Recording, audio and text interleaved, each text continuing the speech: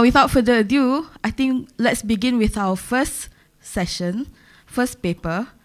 Let me introduce our first presenter. So Sivajani is a counselor and a coordinator specializing on child protection units, right? At Leeds in Northern Province of Sri Lanka. Okay, she was a project officer in Save the Children from 2011 to 2014, which involved with child protection, education, and livelihood. So, Sivajini, the floor is yours. Good evening, all of you. I am Sivajini. I am pleased to present the representative of Leeds from Sri Lanka. I am going to talk about how we have done youth empowerment program in northern part of Sri Lanka. First of all, I am going to brief introduction about Leeds NGO. It is a Sri Lankan agency and provided charity where children compassed in all we do. Our work is integrated in recognizes the child as part of the family, community, and the nation. We work holistically towards the best interest of the child through nation policy and at grassroots. Our score of the work expands across child abuse of child survivor of abuse, families and community of children at risk, disaster affected communities. We are working that different kind of way. So we are doing another way, work of child abuse of survivors. We are working together with the government, the part of agreement, especially for the child sexual abuse children. So I don't have much time, to limited time. We can't present to all activities, especially for I am going to present about youth development program in northern part of in Sri Lanka. First, what we are goal about the activities, goal, objective activities in the youth development program. Goal, Jaffna youth engage with leadership, qualities and activities engage in common activities. Objective 1, mobilize youth in target communities for the statistic functioning of youth group activity. Activities, formation, reformation of youth group or clubs. Objective 2, engage leadership qualities of youth in target communities, activities, conduct training on youth engage for overall program community, conduct session on leadership training or awareness raising. Activities 3, promote youth empowerment and recreation activities. Activities, capacity, resourcing youth groups, combined annual youth programs.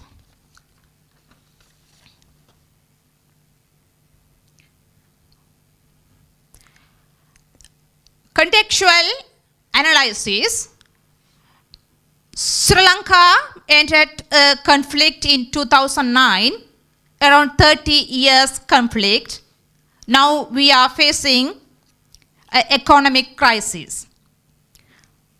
The possible step to ensure family, particularly the youth, were sent to first world country or even neighboring Indian as refugees, which is due to the depression of the situation of to move away from being recruited as a child soldier too.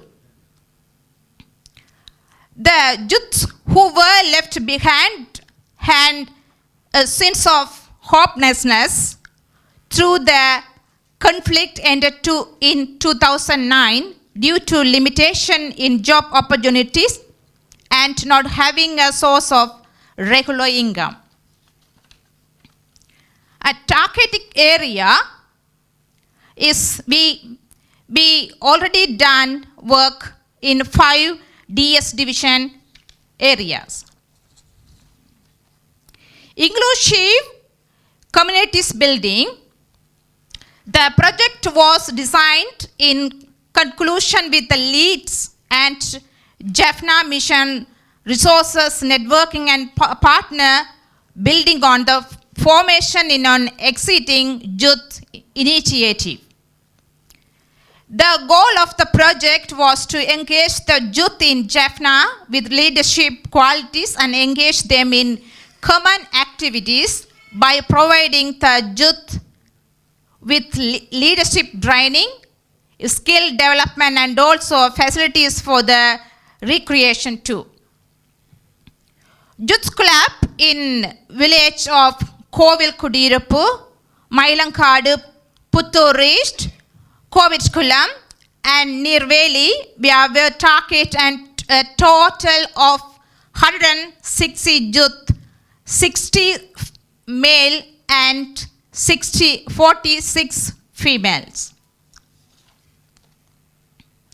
Linking SDGs and SCC initiatives, the outcomes of the project were contributing towards the following 7 SDGs. 1. Quality education, decent work and economic growth,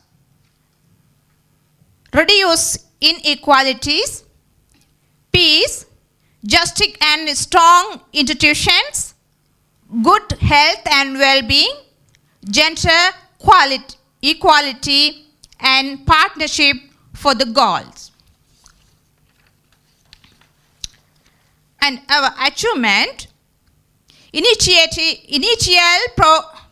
project orientation meeting conducted with the related government ministry official and established link with the youth service officers.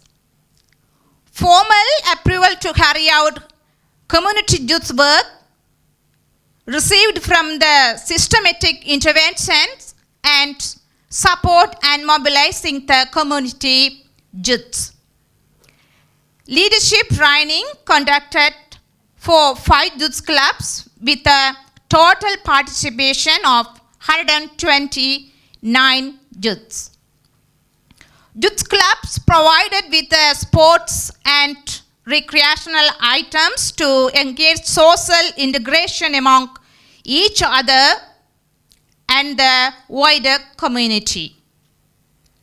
Alternative plan to carry out COVID-19 awareness raising among the targeted youth groups has been planned. The challenges and lesson learned.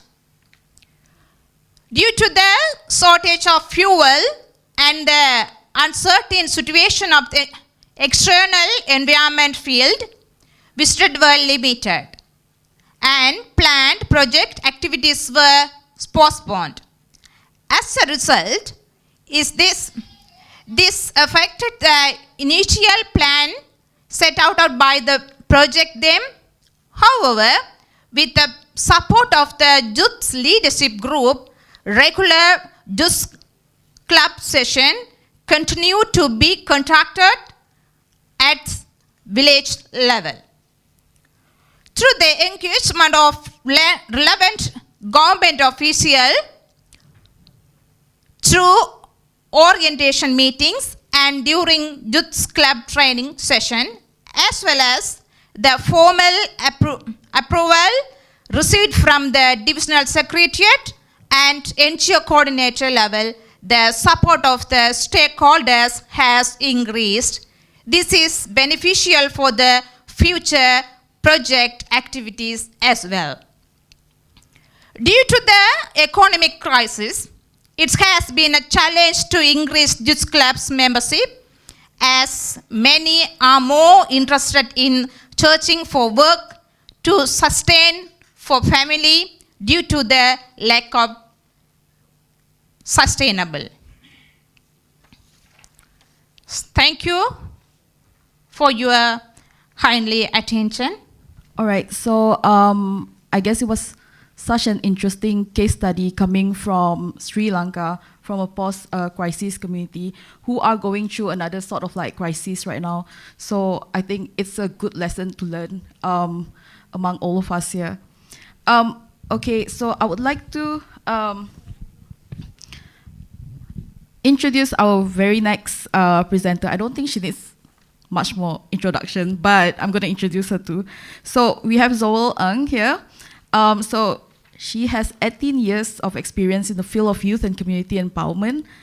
She played a vital role as the designer / module developer of the Malaysian Youth SDG Summit, and she was also the recipient for the 100 Excellence Actions for Global Youth Development Award. Wow, that's a long list there. She is also a TEDx speaker with expertise in sustainable development management, and Zoel exemplifies a commitment to positive global impact, youth and community empowerment. Floor's yours, Zoel.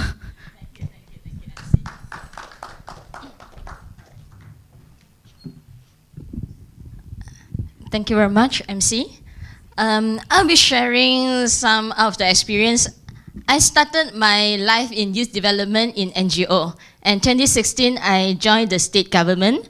2018, I worked in the Deputy Minister Office to oversee the youth development in Malaysia. And in 2021, I joined APBGM SDG, and we started this youth development initiative. And today, my focus will be focused on how APBGM SDG to involve youth in localizing SDG. All right.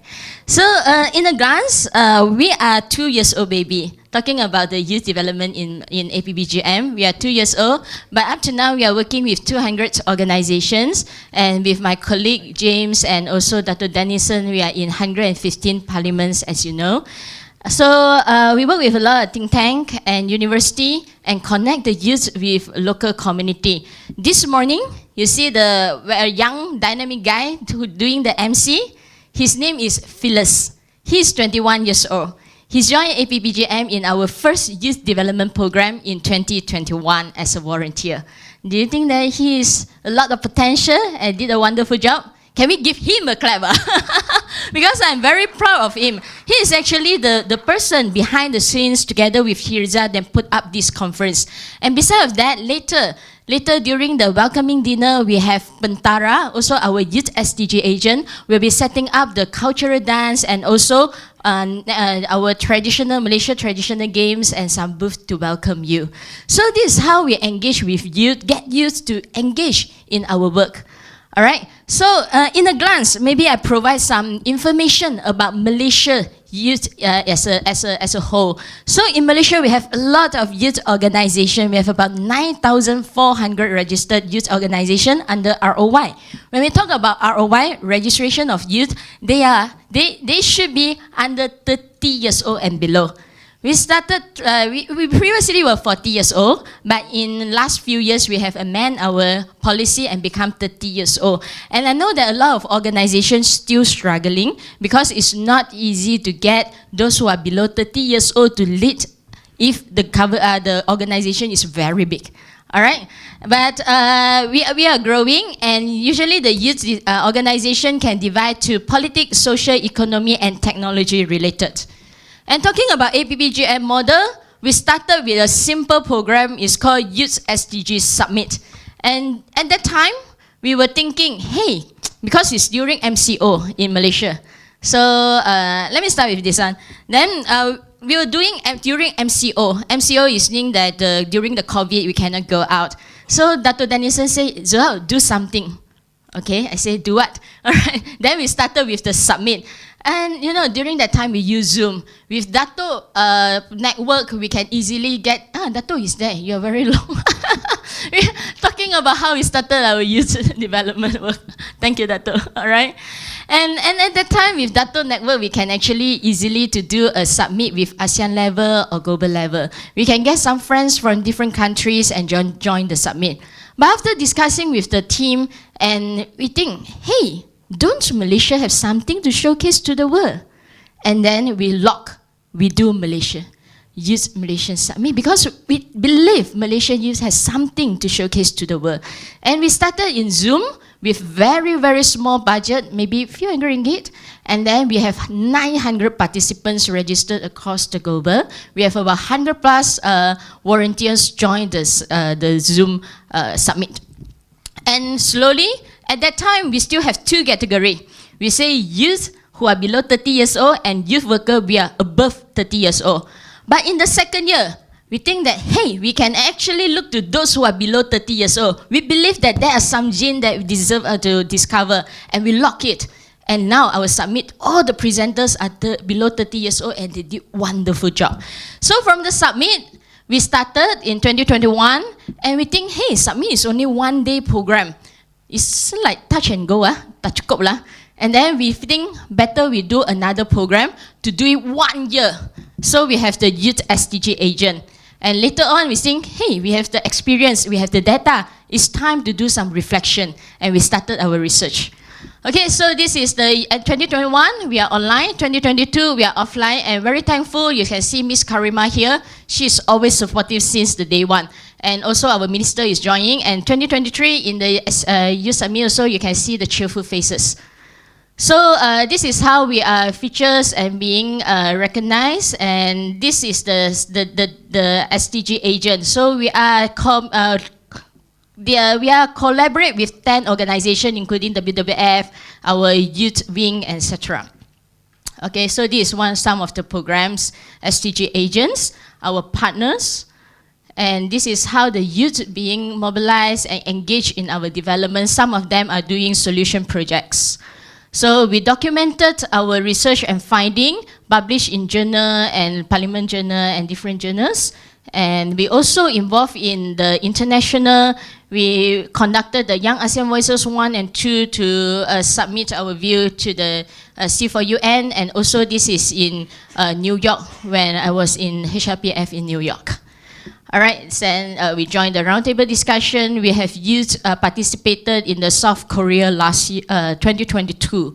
And Phyllis, again, was invited to present in Global Futures Forums. All right, so these are some of the things that we have done in the past 2 years as a new club in engaging youth in the localizing SDG. And what are the lessons we draw from this experience? I will conclude into 2 points. The first one is partners, really partner. We can't do much without partners. Everything started from me and a volunteer Phyllis, actually. So of course, with the very, very strong encouragement and empowerment from Dr. Dennison and the directors group.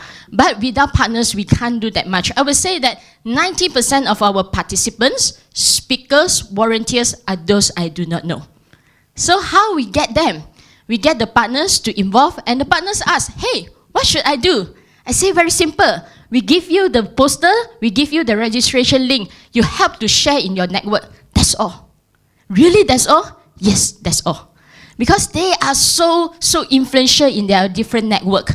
And what we get, these are the 7 concluded points we concluded that if you get the good partners, first, media coverage. Just now you saw a lot of Bernama interviewing. I would say that that's all from our partner IYC. And also the local and international attention. When you have partners with UN office, you have partners with AZAC, you have partners with C4UN, you can get international attention. Of course, local as well, with our local partners. Volunteers, as I mentioned, 90% of volunteers, speakers are our former network. And also content creation. If you have strong partners, you just ask, hey, can you do something in some sessions? They will say, yes, we can come in and help you. And this is how we make up the whole things. Facilities. Some partners, they have good facilities. Then we can just leverage and use it, utilize it. And of course, the target audience. You can reach out to different target audience. And what we learn, if you want to establish a good partnership, this is the 3 points. I would say that this is what I'm learning and practicing. First is to identify common interests and form a shared values. Everyone is very, very, very, very busy. Okay, but if you can find the shared values, this is what they want to do as well, then come together, we move together. Don't initiate something new, because they are very, very busy already for those who are very influential. So we find out the common value, we work together. Secondly, I always tell the team, manage expectation. Tell what do you expect from your partners, how they can perform. I believe everyone come together, they want to be a good performers. They want to showcase the best of them. So tell them what you're expecting from them and make them look good. And thirdly, it's really glory together. This is not because of how good you are. This is because we come together, we work together, and this is the output. So we have to credit to our partners. And this is very aligned to our SDG 17, Partnership for Goals. All right, and lastly, I have wrap up. Okay, wrap up my last slide. And to involve youth in the development, I would say that this is what we were seeing that effectively that work. First is networking. Let them get into the network. Let them find their identity before give them a lot of tasks. You have to do this, you have to do that, you have to do that. Let them get into this family, be a part of it, and then after they feel that, hey, they are comfortable, they find themselves in this community, develop them. They need some skill in order to perform. And lastly, engage them in a system, give them a position, give them some systematic tasks. All right, so these are the 3 points that we have learned, and these are some of the papers that we have published. If you are interested with the papers, you can get this QR code. I believe that later you all will access to the slide. So this is a concluding point. Sustainable goals is the blueprint for future development. Knowledge, skill, and attitudes are needed. Youth can be the change maker. And very important is the last point that I would like to emphasize to end my sharing today is the importance of collaboration. After that, you have the capacity building and a healthy relationship. So that's all from me. Thank you very much. Thank you, Zoel. Oh my God, that's such an energetic presentation over here. So, okay, we're going to go straight to the third paper of the day. And let me read a little bit about Professor Maria Ikeda. So she holds a PhD in economics from Kyoto University with an MA from the same institution. And she currently serves as an associate professor in the Faculty of Economics at Kyoto Sangyo University. Her research focuses on Filipino migrant returnees, post-disaster recovery, and the role of mutual assistance in vulnerable places. Prof. Ikeda has presented her work at international conferences, showcasing her expertise in migration and disasters management. Okay. Okay. There. Okay. Okay, thank you. All right. Thank you very Floor much. is yours, Prof. Thank you very much. Okay, so this is, good afternoon, everyone. Thank you very much for coming to this session, and thank you very much to the organizers for inviting me to come and be part of this event. I am Maria Ikeda. I was born Filipino, but I'm now living with my family in Kyoto. So I've been living in Kyoto for more than 30 years. Now I am an economist and a teacher by profession, but actually I'm also a farmer. I am an urban farmer, and that is for maybe another paper that I have to do about urban allotments in Kyoto. So that's me, and today so I'm going to talk about case studies in disaster risk recovery in a very small town in the Philippines called Leyte, Tunga Leyte. And I'm going to focus on a family foundation, what they've been doing after all the international aid workers have long gone. So a big typhoon devastated the island province in 2013. And it gained a lot of media exposure, a lot of aid agencies came, but now it's 10 years after. And who's there left? It's the people, the survivors who are there, who are trying to make do of what is, of the situation that they're in. And then, of course, there's COVID that happened. So I want to look back and see how these community-based organizations are trying to deal with the situation. And I want to look into not only the disaster mitigation and recovery process, but also what they did during the COVID-19 pandemic. So I want to look into the, sorry, that's mistyped there, intersectional vulnerabilities, poverty, young children abandoned during when the typhoon happened. And I want to look into the social capital networks and social solidarity, which is what this conference is about. So looking into the literature, we have this bonding, the social capital networks, which 3 kinds of social ties, which are the bonding, the bridging, and the linking social networks. We'll look into that and look into how this small family foundation was able to kind of find out where the linkages are, and to try to help the children in their small community. So this is just like the review of literature, what is important about these social capital networks. It's where people will find information. When there's like a crisis, when everything is in chaos, what are these social capital networks for? They are for gaining, gathering, and also verifying information. So we need those social capital networks, and also for financial support, for emotional, financial, and social support. So that's for the literature. And just to give you a background where I did my field work, it's the Philippines is, as you know, very much vulnerable to natural disasters. So I'm looking into this historical province called Leyte, where the typhoon struck in 2013. And as you all know, it's not just, I also am living now in Japan, so I'm very much aware about the disaster vulnerabilities. And so probably the only 2 how do you call this, similarities between Japan and the Philippines is its vulnerability to natural disasters. And and particularly inside the Philippines, there's this island Leyte, which is like vulnerable to all the common hazards, from earthquakes, from storm surges, tsunamis, floods, volcanic eruptions. They're all vulnerable to these natural hazards. And we're talking about this Eastern Visayas region, which is one of the poorest regions in the Philippines.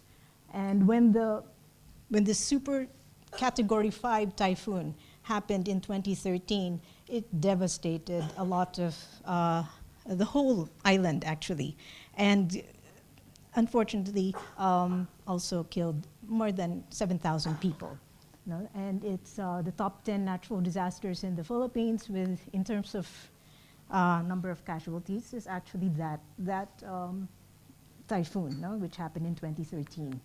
And to just show you the massive devastation in that island, a whole ship was like washed aground, And on top of that, this is a province that is very poor, probably the second poorest in the whole of the Philippines. And you would think that after a big typhoon like that, population would go down. But actually, based on the census population, population has actually increased. And so you have all these, and it's a very young population that we have, And when you think about poverty incidence, the national average would be like 16 to 18% for the whole of the Philippines, poverty incidence. For that island province, it's 31.3, like a third of the population is living under poverty.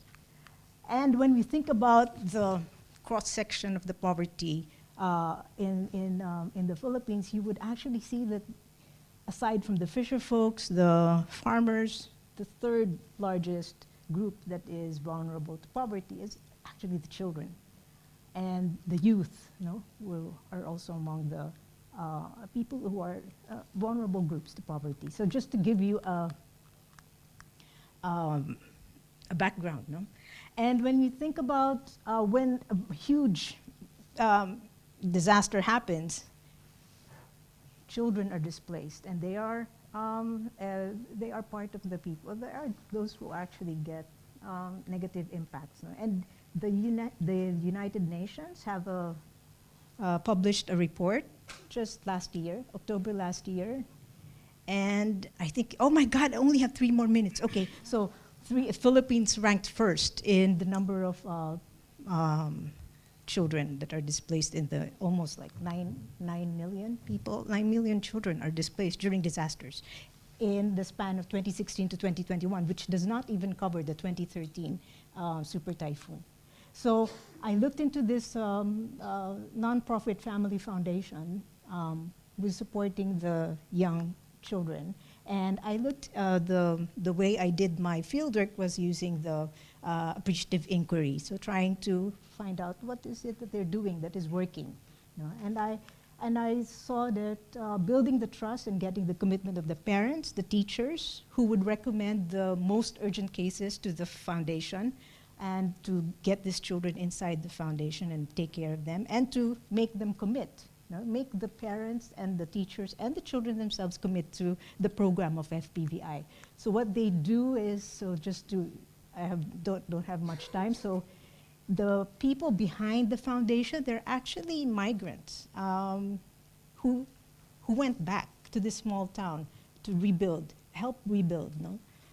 Their devastated town. So what did they do? They supported the community's rice farmers. So since a lot of the population were rice farmers, they helped rebuild the schools. You know, they gathered, they mobilized the teachers, the students to rebuild their own schools. And they also started replanting school gardens, no, in their district. And they also supported gardening and food sustenance in their own community. And interesting, they also linked with a mango bee farm, and they launched the first bee-friendly school in this small island. So there are lots of, and then they, of course, they need resources to continue their programs, and now they are recognized by Global Giving platform, no? That's how they try to crowd fund their activities. So just to, and during COVID, so this is what the things that they did during COVID, aside from giving the children lessons in math, in reading, and in writing, they also gave a lot of, to provide emotional support to the children, no? Through art. So they were all, they have all these artworks, no, that are on their website now. So like the children themselves, they found, how do you call this, an outlet, no, for all their insecurities. And you can find these artworks they have from 300 care packages from the foundation. They were able to, the children were able to produce 688 artworks from all kinds, from, how do you call this? You have all kinds of medium, acrylic, oil, no, and watercolor. And I think my favorite is this artwork by Hannah, no, the Hannah's Dream, just ball pen, I think, no? And so they have all these like role playing, open mic sessions, video production, and they have ebooks also, you know, that they've all made with the children, you know, produced by the children themselves. And so this is what they're actually doing. And after the pandemic, some of them have already graduated from college. They go back to the town for the tutoring sessions. Of course, they found their own jobs already in the big city, but they were able also to mentor the younger members of they call them FPVI fellows. So that's basically what my presentation is about. Thank you very much. Thank you so much, Prof. Maria. I always personally love stories on diaspora, so I'll be talking to you later. Yeah, thank you very much. Sorry, Okay. Sorry for taking too much of your time. No, it's not.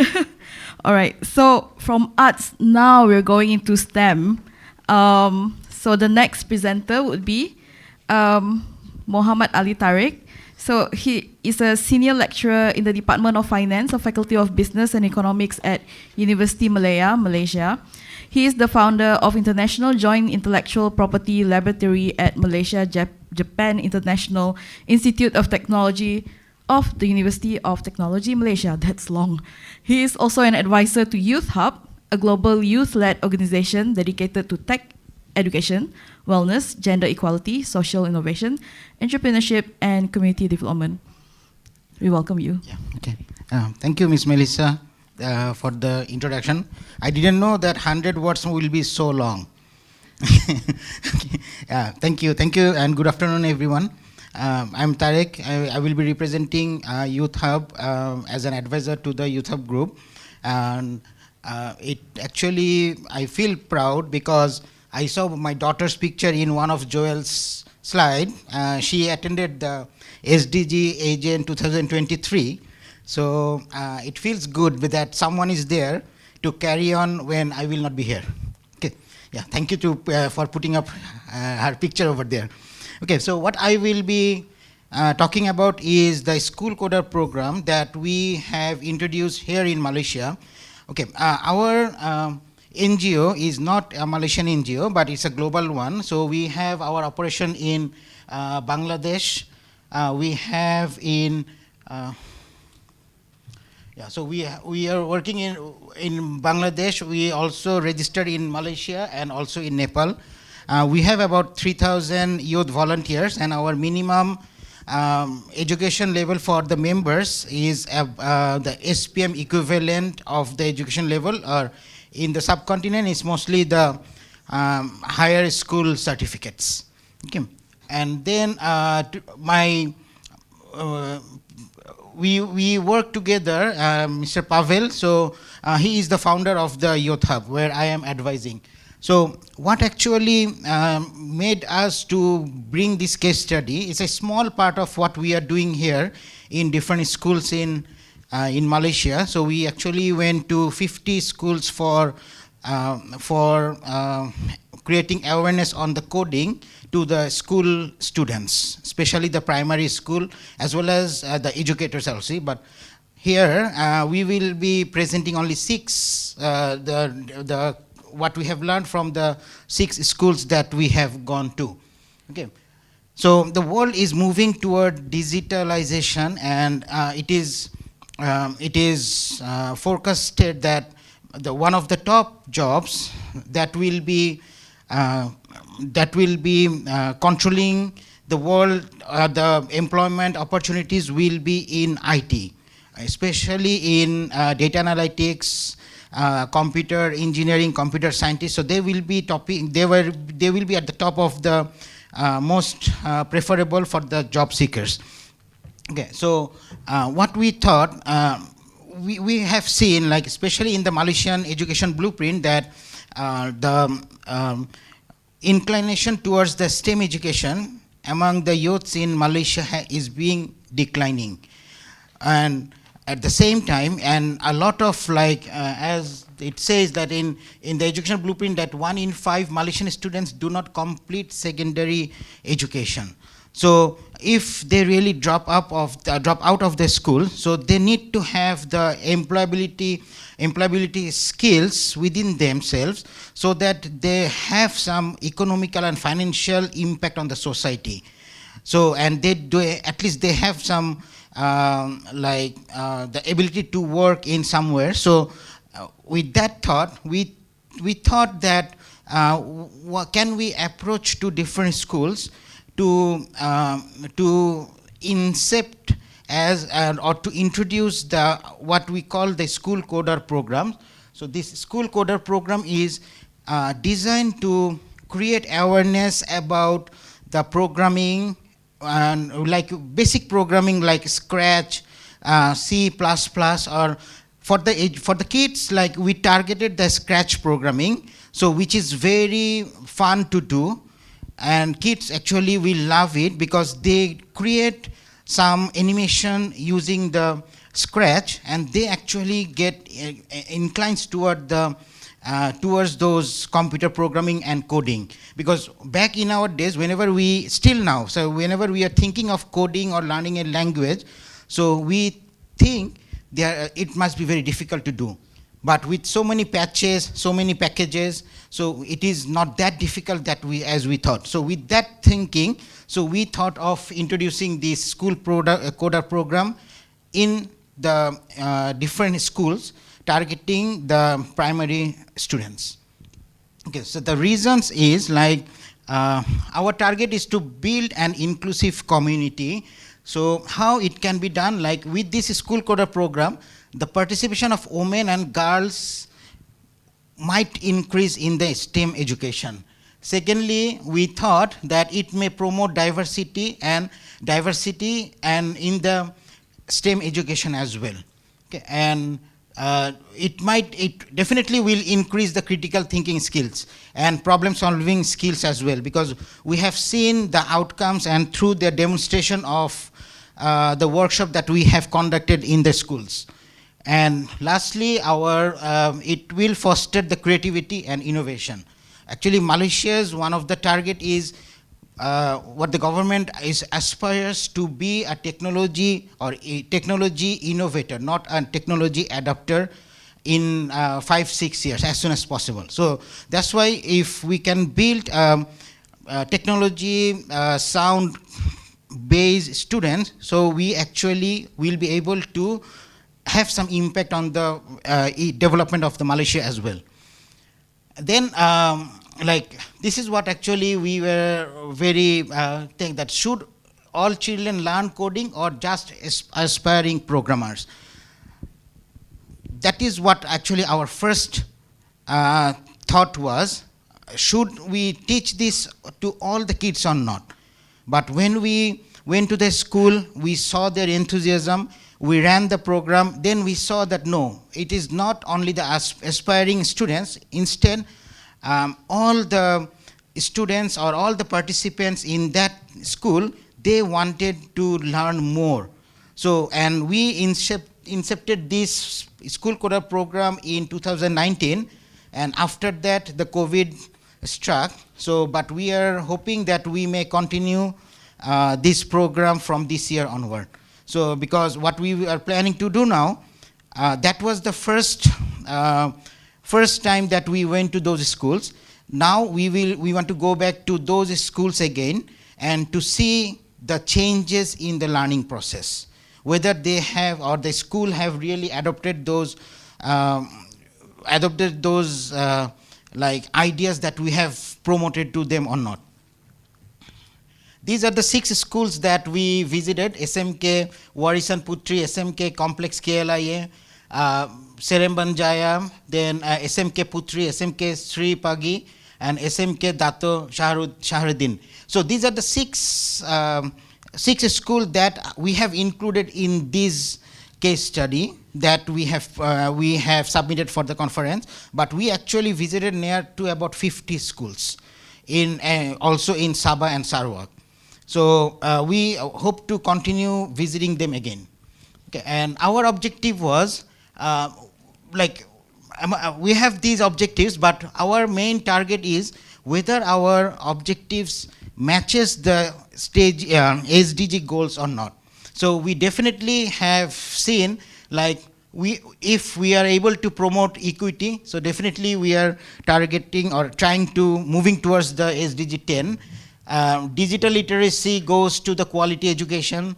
Development problem solving activities goes to the SDG 8. And definitely like when we are going for this bridging the gap, so what the Joel mentioned in his last slide, that partnership is one of the most important things. So that is what we have also feel, because going into some schools or promoting something needs the help from partners, because as NGO, it's very difficult to make someone believe what we do.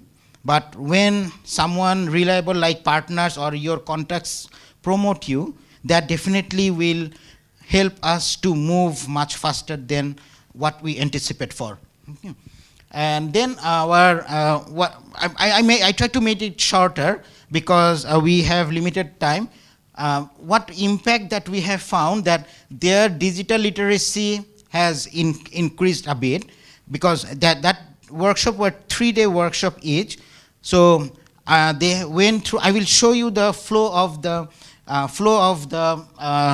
workshop. So what we did, and we actually tried to assess their changes in thought process. So we have seen that their digital literacy improved. They came up with different scratch programs. That it means that definitely helped them to solve problems. They tried to come up with innovative presentation of the cartoons and other things, and it will help them to prepare for their career, as well as it definitely will help economic growth. Okay, so this is, and we actually can support our finding with some statistics. This is one of the survey conducted by Microsoft on the need for digital literacy. So when we went through this, actually this also supports what we are trying to promote for. Okay, so maybe these slides will be shared later on, so you can have these as a reference and you can come back to this as well. Okay, so what I will focus on is that what actually we did in the workshop. So in the workshop, so we started with, because when we went there, the participants, the school kids, like especially the primary school kids, they were very scared to sit in the workshop. Okay, so that's why we had to make them feel easy, or you can call it like breaking the ice by showing a video, and which is easier for them to grasp. So then after that, there was a short speech, and our workshop continued. And this is the flow of the workshop sessions that we conducted for each schools. Okay, and this is some of the pictures of our activities in different schools. We have more, but if you go on our web page of Youth Hub, so you can scan this QR code and you can go to the web page and you can see our activities.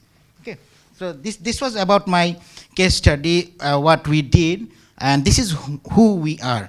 Okay, so we actually, as I have told you, that I am representing Youth Hub is a global NGO, and this is Mr. Pavel Sorovar, and they actually are the executive co-founder as well as the executive committee members, and we are just there to guide them and give them. So this is what we are doing now.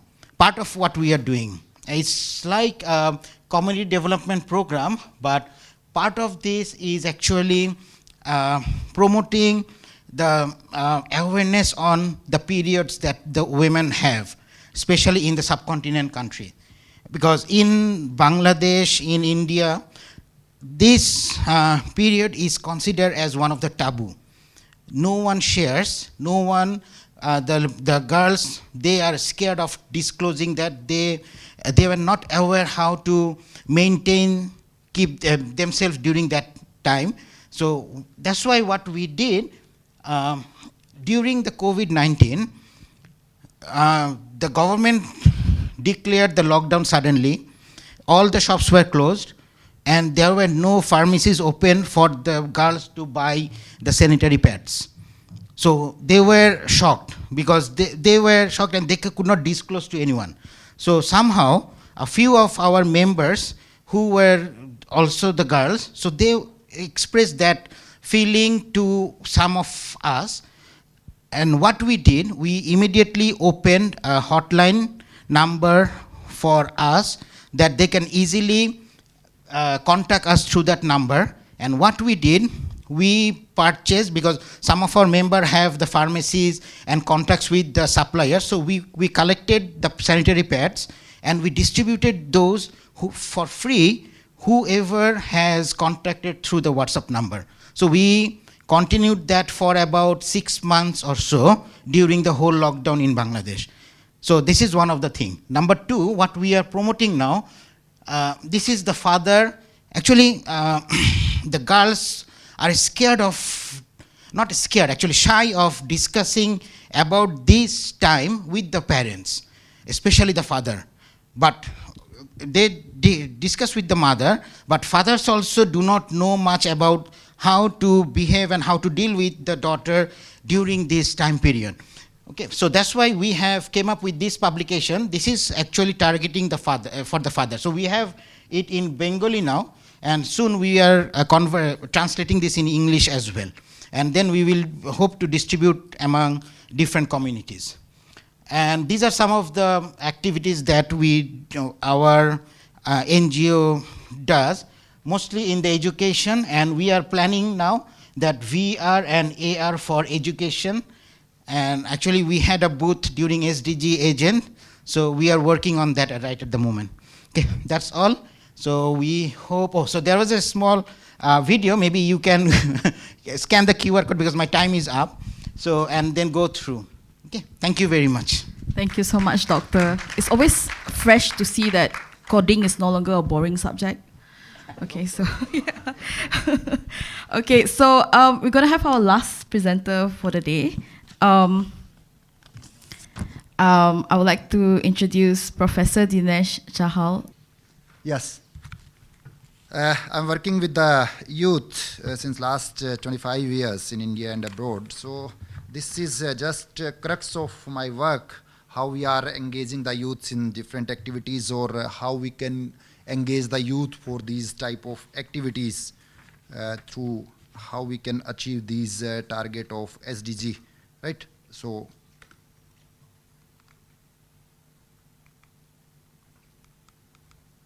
yes. What is SDG? This is very clear. It is, in my opinion, this is 5 E's. 5 E's means engagement with environment, ecology, economy, but with that, how we can empower the youth. Because there are so many targets, everybody know.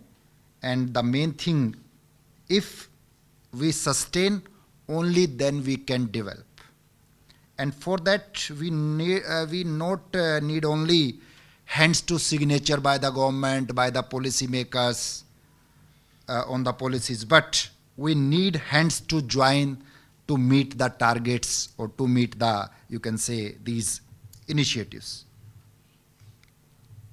This is in our language, but the crux of this language, we have to understand the difference between use, misuse, or proper use, judicious use of the resources, how we can understand the ecosystem with sympathy, empathy. So this is all about that. This is in the Sanskrit language. Okay. And there was a commission, Berlin Commission. After that Berlin Commission, the buzzword was sustainable development. But we have used this tradition more than 5,000 years ago when we are saying Vasudhaiva Kutumbakam. We have organized this last G20 on that theme, one earth, one planet, and common goal, common people. That is our, you can say, philosophy. How we can work for that, how we can follow finger to fist approach. What is this finger to fist approach? We are blaming policymaker, we are blaming with our finger to the politicians. So that approach will not work in SDG. So finger to fist approach when we are working together with partnership of NGOs, partnership of policymaker, partnership with the, you can say, government or education, many more. But how we can work maybe with developed countries, maybe with developing countries, maybe with underdeveloped countries. So for that, now it's a time when we are making smart city. But in that smart cities, we need the smart people, or especially I'm working with the youth, that's why smart youth. So what is my definition of this smart youth?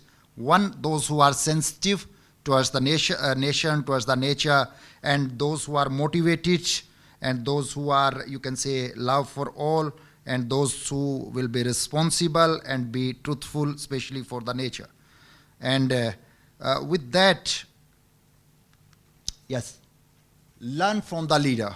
There are many leaders, these persons, they are doing wonder in one area or the other area. So we can learn from each other to achieve the target of these SDGs. We may be from different religion, maybe from different you can say race, maybe from different you can say reason.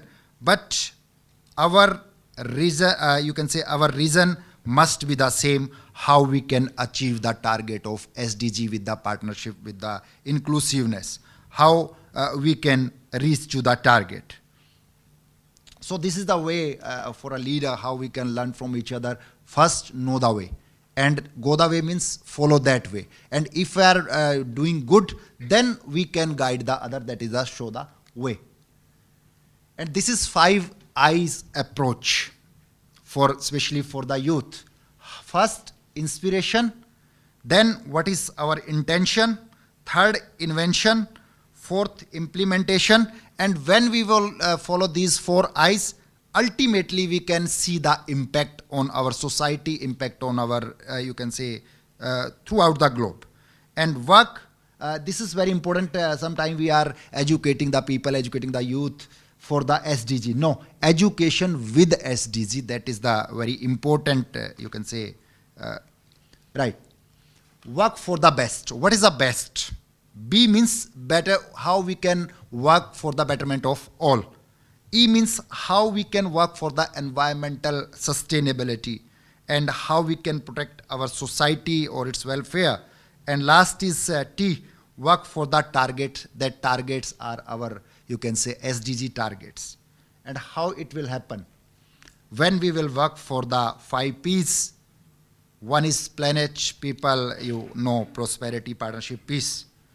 And then work for the P's to become powerful, but with peaceful, powerful and peaceful. This is my C approach, collective collaboration with the courage to care all. And again, we need 5Ds youth. Sometimes we are using 3D, 4D, 5Ds. So these type of youth we have to prepare through our activities. My fellow presenter have presented very good paper, good presentation, how they are engaging the youth in the activities like dedicated youth, devoted youth, disciplined youth, determined, or how they can work for the move with the development.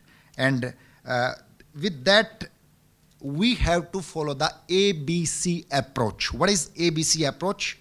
A means alert, awake, aware.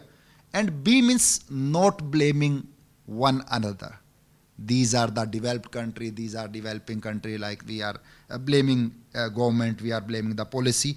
And C is very important, care and concerns for the planet. To save, if we will work with our cultural values, with that culture, we work for the nature and we can save the future. And for that we have to follow our traditions, because in every religion, in every society, there are some religion traditions we have to follow. And we can protect ourselves, we can protect our, you can say, future. And in this technological era, we are saying that our youth, those who are indulging themselves in the technological gadgets, or how we can motivate these youths? Don't forward the messages, but forward ourselves for the society. That means work for the society. And when we will work for the society, our society will, you can say, forward, or that move forward. And that will forward the humanity. So it's the time, because time to tea. I think tea break will be there, no? So next is tea approach. What is tea approach? First, we have to work on our thoughts, because thoughts will depict in your action. So first is thought, work for environment, and A means work on that actions. That is very important. And I'm not saying only doing is important. Why I'm saying this doing is important? Yes, doing is important. We are knowing something that doesn't work. Knowing is okay, but feeling with nature, feeling with earth, feeling with planet, that makes some difference. But doing can make lots of difference. So we have to do for SDG or for that achievement. And how we can give to the nature, this is now we are living in a culture, we are saying materialistic culture or greed culture. But to save our planet, we have to work on our needs. Or beyond that, I am saying we have to work for the not greed culture, but green culture. And not, you can say, believe in the use and throw culture. Sometimes we are using plastic and this, and we can use and we can throw. No, we must work for use and grow, not for use and throw. So we have to work in, you can say, my best approach. Best is behavior. B means behavior. E means environment, already discussed, service, and thought attitude. But what are the challenges in this achievement or achievement of SDGs, or how we can involve our youths? So challenges are said by Howard Gardner. He said there are three, you can say, ultimate challenges for human in 21st century. What are these challenges? First challenge, how we can convert ignorance to knowledge. Second target, that is how we can convert our hatredness to compassion. And third, that is very important, especially in SDGs, how we can convert our greed to the generosity. That is the message from my side, how we can involve especially our youth, because they are the future of any society or future of, you can say, for the planet. And remember my word, we have every time planning, we have every time A plan. If it will not work, I'll go with the B plan, C plan, but we have only one planet to live. So we have to think about that planet. We have to work for that planet with these SDGs target, how we can involve our youths in these SDGs or achievement of these SDGs. And last, I started with an activity. We will finish with an activity with the same zeal. This is our, we are in 2024, and our target or deadline is 2030. 2030. We are very less time. We are at this level in the achievement of these targets, these SDGs goal. We have to reach there. So how we will reach there? Those who have this left hand, please raise their left hand. Those who have this first finger, please raise first finger. This is I, this is you. Please try to clap for one finger. This is personal, you can say a person. Try to involve the policy maker, second one. It's better, right? Again, try to involve the politicians, third one. It's much better. And then try to involve the planners, policy maker, politician, and hold the people. I think it's better. So we have to work in a collaborative way. As you said, collaboration is very important. So this is the collaboration, this is the cooperation. So this is my message, how we can involve each other in one society or the other society, or one country with the other country, one you can say planet, continent with the other continent. So with these words, thank you, namaste, thank you. Thank you so much, Prof. Collaboration, not just a tagline, but an action. I suppose that's the message that we get from our last presenter. So a big thank you to all of the presenters. I've learned a lot from all 5 of you today.